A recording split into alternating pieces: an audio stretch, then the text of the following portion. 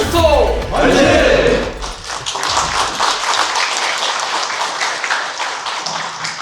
개회식의 개회사는 본 정책 토론회를 주최하시고 많은 지원을 해주신 성명수 의원께서 해주시겠습니다.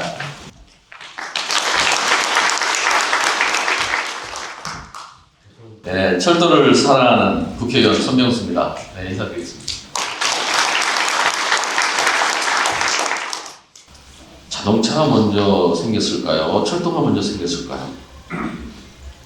다 여기 있는 분들은 다 아시죠? 네, 철도가 훨씬 먼저 생겼습니다. 그냥 뭐 조금 먼저가 아니라 한 100몇십 년, 150년, 아무 발명으로 봐도 거의 한 150년 이상 철도가 앞섰습니다. 그런데 오늘의 주제인 형식 승인을 놓고 보면 자동차 형식 승인 제도는 1962년에 도입됐습니다.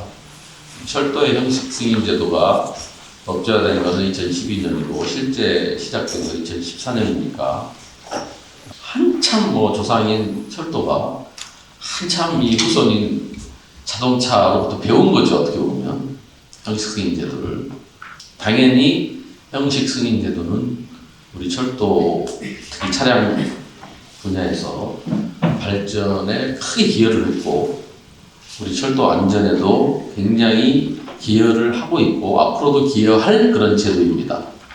이 형식 승인 제도를 잘 발전시켜서 그러나 불필요하지 않은 불합리한 부분이 있다면 조금 합리화할 필요는 있겠죠.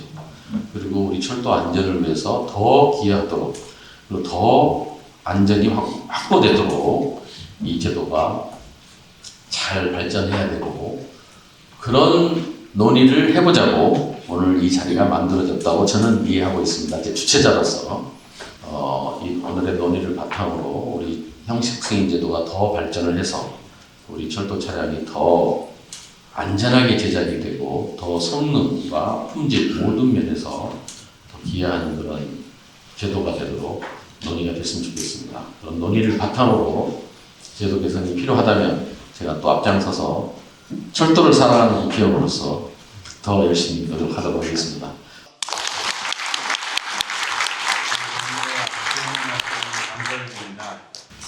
무엇보다도 오늘 주최를 하신 손명수 의원님은 저희 코레일로 봐서는 굉장히 큰 부채를 지금 안고 있습니다.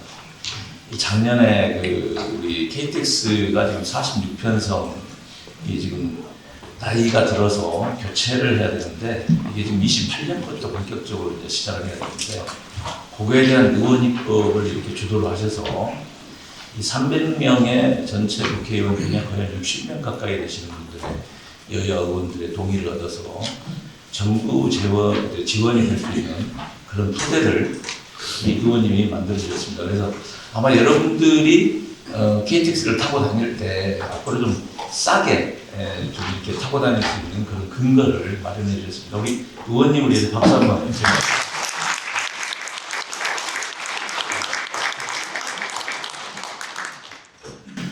그다음에 또 우리 비동태 회장님은 참 우리 철도 산업의 발전을 위해서 참 언론의 한 축에서 굉장히 많이 역할을 해주시고 계셔서 꼭 와봐야 되겠다 이렇게 또 생각을 했고 아무쪼록 오늘 이런 회의를 통해서 정책 토론을 통해서 철도 산업이 더 한 단계 더 깊게 이렇게 업그레이드되는 그런 기회가 되기를 기원하겠습니다. 감사합니다.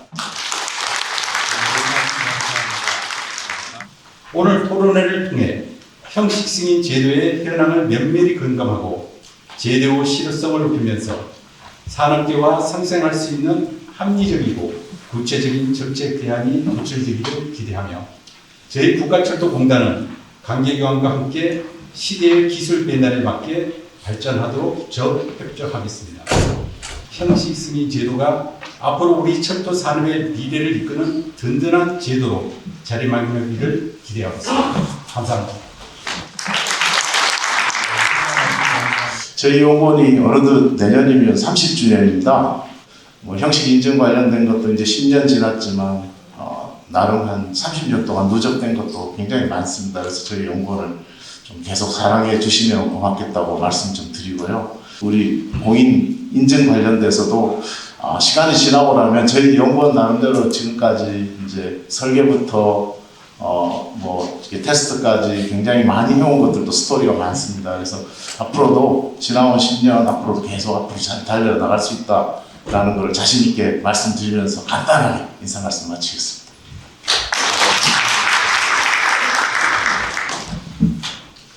네, 철도기신문의 백용태 대표입니다.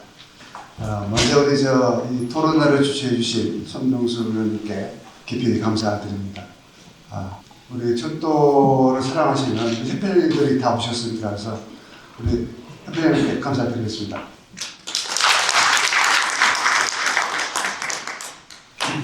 저는 이제 언론으로서 한 40년 언론 생활을 해보다 보니 정책에서의 조금 오래된 부분이 무엇인가를 생각을 해봅니다. 그래서 오늘 토론회도 주제와 똑같이 정책에서 조금 잘 갈 수 있는 비포장도로를 포장도로로 이렇게 매끄럽게 갈 수 있는 그러한 대안이 좀 필요하지 않을까 이런 생각을 해보고 이 주제를 선택하게 되었습니다. 그래서 저보다도 여기 와 계시는 전문가들이 다 계시기 때문에 좋은 해안과 해법이 있으시면 기탄 없이 말씀해 주시면 고맙겠습니다. 자, 대한민국 철도 화이팅!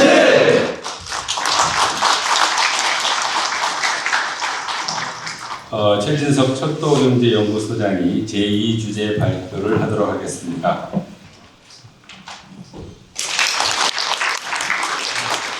소개받은 최진석입니다. 철도 형식 승인 제도 도입은 이제 철도 안전법을 2012년 12월에 이제 개정하면서 내용이 들어갔고요.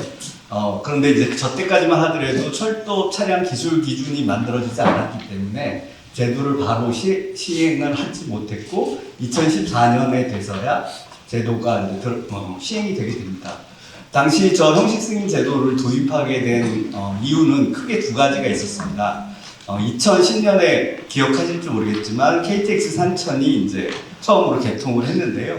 당시 KTX 산천이 굉장히 잦은 장애가 발생을 해가지고 상당히 좀 어려움이 있었고, 그 다음에 2011년 2월 달에 KTX가 광명역에서 탈선을 하는 바람에 철도 안전에 진짜 문제가 있다 그래서 그때 감사원에서 아주 굉장히 큰 규모로 감사를 벌였습니다. 그래서 당시에 이제 그 감사원에서 지적한 내용 중에 두 가지를 이제 국토부가 법으로 이제 가져오게 됐는데, 그게 뭐냐면 차량의 기준을 만들자 하는 것과 그 다음에 그 안전 업무의 기준을 만들자 그래서 SMS라고 하죠. 세이프티 매니지먼트 시스템이라는 걸 만들었습니다. 그래서 각 운영사는 그 SMS를 만들었고, 그 다음에 철도기술연구원에서는 철도 차량의 기술 기준을 만들어서 그 기준을 가지고 지금 그 이후로는 계속 안전을 점검하는 그런 상황이 됐었습니다. 밑에 보시면 당초에는 뭐 3개 정도의 단계가 있었는데 이게 이제 총 8개 단계로 이제 이렇게 변모가 되면서 굉장히 많은 절차가 생겼다 이렇게 볼 수 있겠습니다. 그렇죠. KTX 개통, 그러니까 우리나라 고속전철 개통 이후에 여러 가지 결함 뭐 이런 것들을 이제 통계를 쭉 내고 계시거든요. 그러면 여기 보시면 가운데쯤에 이제 제작 결함 뭐 이런 것들이 있잖아요. 그런데 그게 2004년 이후에 작년까지 어느 정도 발생을 했는지를 쭉 보여드리는 표입니다. 그래서 형식 승인이 되기 직전인 때가 이제 2011년, 뭐 12년 이때쯤일 텐데요. 그때는 굉장히 많은 제작 결함이 발견이 되고요. 그리고 이제 그 이후로 형식 승인이 도입이 되고 쭉 계속해서 제작 결함의 그 숫자는 계속 줄어드는 그런 형태를 보입니다. 그래서 결과적으로 우리나라 형식 승인을 도입하고 난 다음에 안전 측면에서는 상당히 성과가 있었다 이렇게 볼 수 있겠습니다. 최근에 이제 도입된 차량, KTX 이음, KTX 청룡, 그 다음에 ITX 마음, 요런 신규 차량들에 대해서도 최근에 통계를 받아봤는데요. 제작 결함이 이음이 초기에 좀 발생을 하고 최근에는 굉장히 거의 없이 발생하지 않는 걸로 보이고요. KTX 청룡도 제작 결함이 한 건 정도 발생한 것으로 나타나 있습니다. 이런 식으로 해서 제작 결함의 그 숫자는 상당히 줄어들어서 형식 승인 제도의 도입은 철도 안전에 확실하게 어떤 그 철도 안전이 더 보장되는 계기를 줬다라고 이제 저는 평가할 수 있을 것 같습니다. 근데 이제 그 아까 보셨죠? 사실은 그 내용들을 여기다 정리해 놓은 건데 그냥 간단하게만 넘어가겠습니다. 저기 어떤 분 제작사에서 말씀하신 것처럼 사전 기술 검토는 필요시 하도록 돼 있는데 지금 거의 모든 프로젝트마다 다 하고 있어서 만약에 사전 기술 검토를 할 경우에는 뭐 뒤쪽에 뭔가 생략을 해주는 뭐 그런 것으로 연결됐으면 좋겠다 뭐 이런 얘기도 하시고 또 다른 그 제작사에서는 소위 말해서 리피트 차량이라고 얘기하는데 그러니까는 아까 뭐 발표에서도 어떤 분이 그런 얘기를 하셨죠. A 차가 있고 A-1 차가 있는데 그게 비슷한 차인데 똑같은 형식 승인을 거치는 게 맞느냐 이제 이렇게 얘기를 하거든요. 그래서 그런 것들 리피트 차량에 대해서는 어떤 좀 생략 내지는 뭐 완화하는 승인 절차에서 좀 완화할 수 있는 그런 제도가 있었으면 좋겠다라는 것이고 형식 승인 관련된 지침에서도 그 변경 승인 그리고 변경 신고 이걸 할 수 있다라고 만들어 놨다는 거는 제도적으로 그러니까 형식 승인을 변경 승인도 할 수 있고 변경 신고만으로도 가능하다는 것이 입법 취지에 있을 건데 결과적으로 그 입법 취지에도 불구하고 계속 그거를 전부 형식 승인으로 가져가는 그러니까 제도가 굉장히 무겁다라고 봐야죠. 그래서 생략할 수 있는 것을 좀 생략할 수 있는 어떤 근거를 좀 만들어야 되는 것은 아닌가 하는 그런 생각이 듭니다. 또 다른 것은 뭐냐면 기술 적용에 대해서 승인자하고 그 다음에 제작사 간에 이견이 있는 경우가 있습니다. 그 이견, 기술의 이견이 발생했을 경우에는 지침에서는 뭐 어떻게 하라고 하고 있냐면은 철도기술심의위원회를 열어서 거기에서 조정할 수 있다라고 돼 있어요. 근데 그 기술심의위원회가 자주 열리지 않습니다. 1년에 뭐 많이 열려야 한두 번 정도 열리고 그러기 때문에 그런 어떤 기술적인 논란 뭐 이런 것들 어떤 그 조정 같은 게 쉽게 이루어지지 않는 것이 참 문제일 수도 있다 이렇게 생각을 합니다. 그다음에 용품 제작사는 아까도 이제 나왔던 얘기인데 동일한 품에 대해서 형식 시험을 면제해주지 않는 거 그런 부분에 대해서 문제라고 생각하고 있고 절차서 표준화도 좀 필요하다 이렇게 말씀하고 있습니다. 그래서 이제 철도 형식 승인 제도의 이제 문제점이라고 했는데 이 문제점이라는 게 형식 승인 제도가 잘못됐다라는 얘기는 아니고요. 운용할 때 좀 이런 것들이 좀 문제가 되지 않을까 하는 것들을 좀 정리를 해봤습니다. 맨 아워 같은 경우는 형식 승인 도입 이전에는 그 량당 645시간 맨 아워 정도가 이제 필요했고요. 그 다음에 형식 승인 도입 직후인 2016년부터 제가 특정 그 제작사의 자료를 받아서 제가 분석을 해보니까 그게 942 맨 아워로 이제 양당입니다. 그러니까 이게 열량이면 그만큼 10배가 되는 거예요. 그래서 양당 그 정도 되는 것으로 증가했고 2017년 이후 지금 1211 맨 아워로 이렇게 증가하고 있어요. 그런데 이 통계를 그대로만 보실 필요는 없는 게 2017년 이후에는 신조차가 좀 많이 나왔어요. 그러니까 아까 보셨던 KTX 이음이라든지 KTX 청룡 그러니까 새로운 프로젝트이기 때문에 거기에는 조금 더 많이 시간이 필요했거든요. 그러니까 그런 걸 감안한다 하더라도 하여튼 지금 이제 그 맨 아워는 굉장히 늘어나고 있다 이렇게 이제 생각을 할 수 있고요. 그리고 이제 이렇게 되다 보니까 형식 승인 도입 이전에는 차량이 이제 발주돼서 최종 납기까지 한 20개월 수준이었는데 2016년에는 26개월로 증가했고 27년 이후에는 30개월로 증가했습니다. 그래서 결과적으로 이렇게 굉장히 많은 시간이 소요되고 있고 그 많은 시간이 소요되는 것에 이제 그 끝판왕을 저희가 볼 수 있는 게 이 위에 이제 그 그림이 하나 있잖아요. 이게 이제 우즈베키스탄 고속 열차인데 이게 작년 6월달 6월 14일인가 우즈베키스탄에서 계약을 했어요. 그런데 벌써 출고가 됐습니다.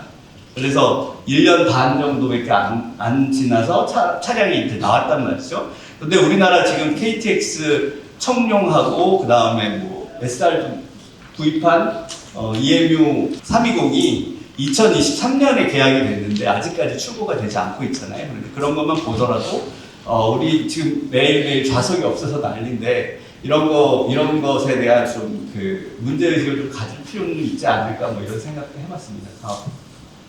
그리고 이제 또 다른 문제는 뭐냐면 신기술을 적용하는데 상당히 어려움이 있다는 거예요. 왜냐하면 아까도 말씀드렸지만 형식승인이라는 거는 기준, 기술 기준, 뭐 기준을 만들어 놓고 그 기준대로 됐는지를 봐야 되는 건데 새로운 기술은 그 기준을 만드는데 시간이 더 많이 걸리거든요. 그래서 새로운 기준을 만들지 못함으로써 새로운 기술을 쓰지 못하는 경우도 있다는 거죠.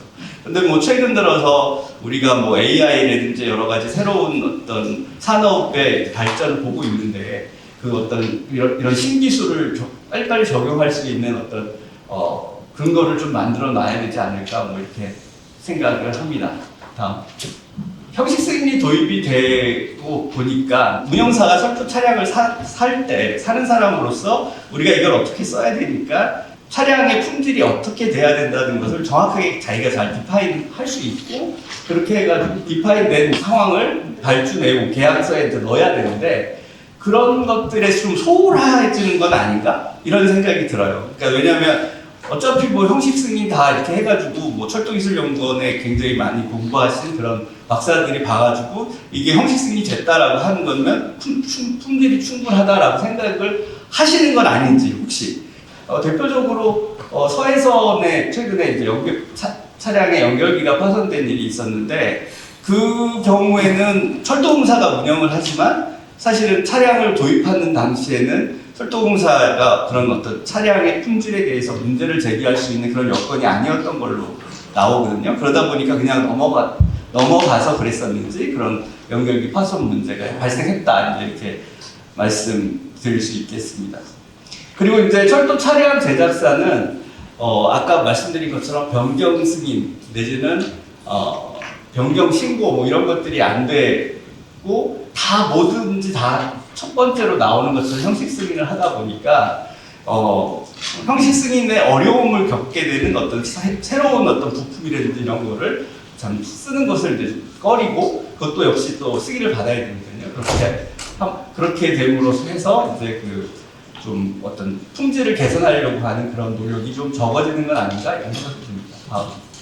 그리고 이제 국토부는 이제 형식 승인의 이제 근거인 철도 차량 기술 기준이 절대적인 것으로 생각하고 계시는 것 같아요. 그래서 저게 결국은 이제 그것도 사람이 하는 거고, 그 다음에 그 기술 발전도 있을 텐데, 그 근거가 정해지면은 그 근거에서 단 한 발도 이제 빼려고 하지 않는, 그러니까 기술 기준이 아닌 다른 의견들, 아까 말씀드렸잖아요.